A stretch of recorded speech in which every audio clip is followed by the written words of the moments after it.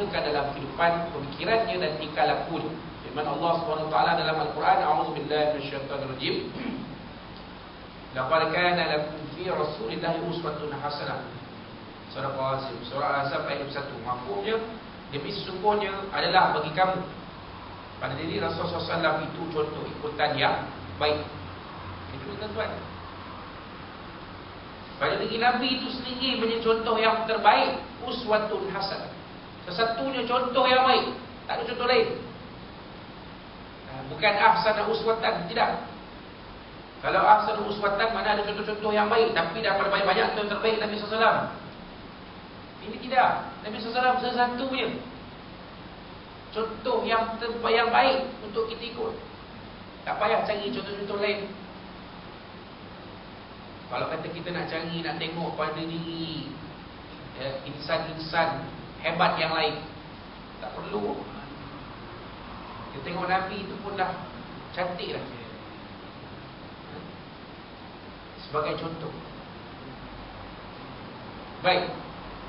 Berkata Imam Abu Hasan Ali bin Muhammad Al-Mawardi Al-Basri Al-Baghdadi, para ketua qadhi pada zamannya dilahirkan pada tahun 364 Hijriah dan meninggal pada tahun 450 Hijriah. Semoga Allah SWT merahmatinya.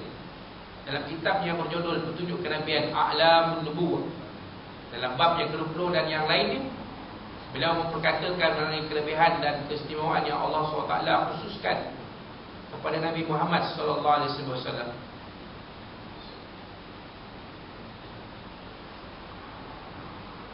Apa yang disimpulkan oleh Imam Abu Hasan Ali? Kita lihat sama-sama apa yang beliau simpulkan tentang kelebihan-kelebihan yang ada pada Nabi Muhammad SAW. Seluruh Nabi merupakan hamba yang terpilih dan terbaik untuk Allah mentaklifkan mereka agar melaksanakan perintahnya. Oleh sebab itu Allah SWT menciptakan mereka daripada sebaik-baik unsur kejadian dan memelihara nasab mereka daripada sebarang celaan dan memelihara kedudukan mereka daripada dipertikaikan. Semua jiwa dapat menerima mereka dan sanubari juga turut ikhlas terhadap mereka, serta mudah menerima dakwah dan mentaati arahan-arahan mereka. Ya, nampak? Itu dah dia, ya, para Nabi dan Rasul. Tidak ada para Nabi dan Rasul ni daripada keturunan perompak, penyamun, penjenayah. Tak ada. Semuanya dari keturunan yang baik, yang baik-baik. Termasuklah Nabi, lebih-lebih lagi Nabi Muhammad SAW pun begitu. Kalau tengok nasab dia, ya, daripada Quraisy, daripada bangsa Arab Quraisy, Bani Hashim, Bani Abdul Manaf. Susu galurnya bersambung-sambung sampai kepada Nabi Ismail alaihissalam. Nabi Ismail adalah anak dia kepada Nabi Ibrahim alaihissalam. Jadi keturunan yang hebat.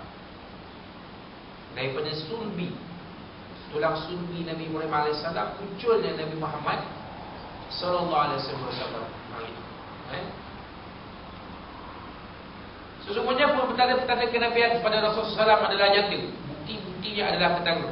Sesungguhnya Allah SWT memilih baginda Rasul selepas menyucikannya daripada perkara yang mencemarkan, maka ternafilah sebarang tomahan,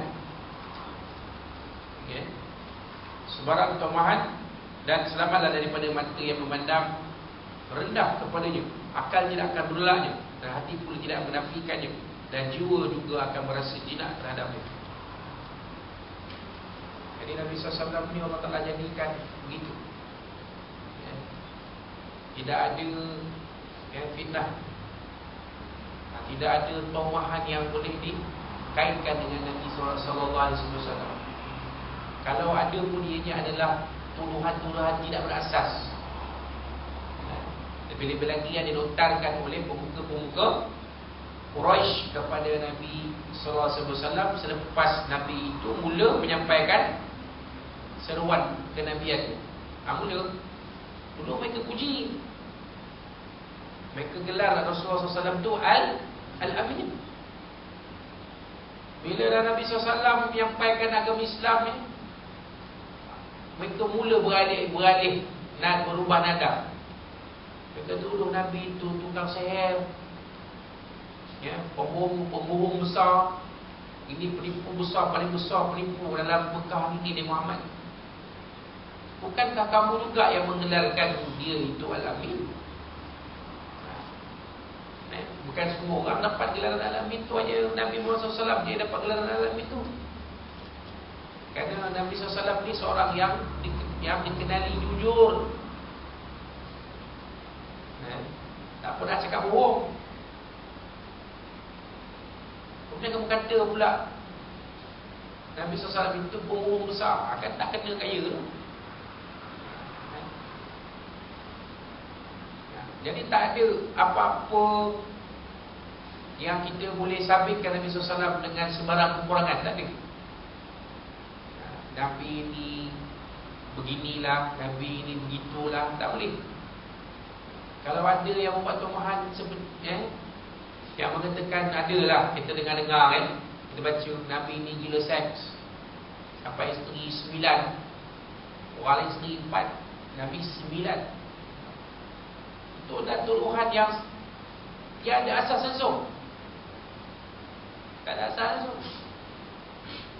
Ya, kalau kita baca sirah Nabi SAW, baru kita faham kenapa Nabi beristeri sampai 9.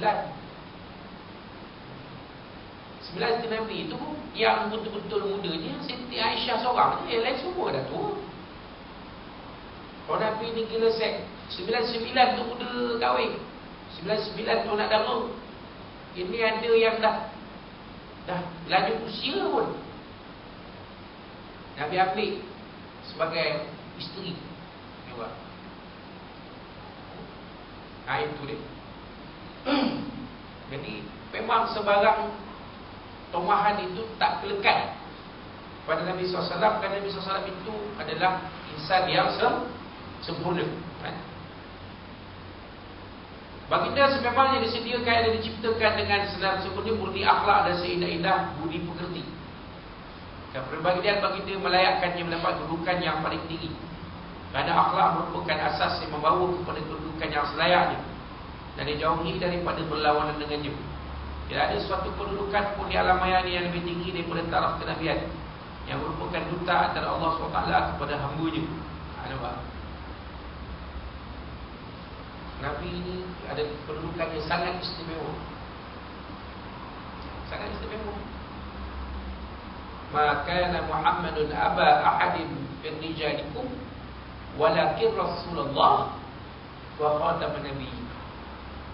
Bukanlah Muhammad itu bapa salah seorang daripada kamu, tetapi baginda itu adalah Rasulullah, utusan Allah, dan pelengkap semua kepada semua nabi-nabi yang pernah diutuskan.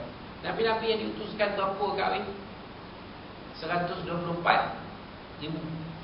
Rasul 313 orang. Nabi Rasul yang akhir ialah Nabi Muhammad SAW.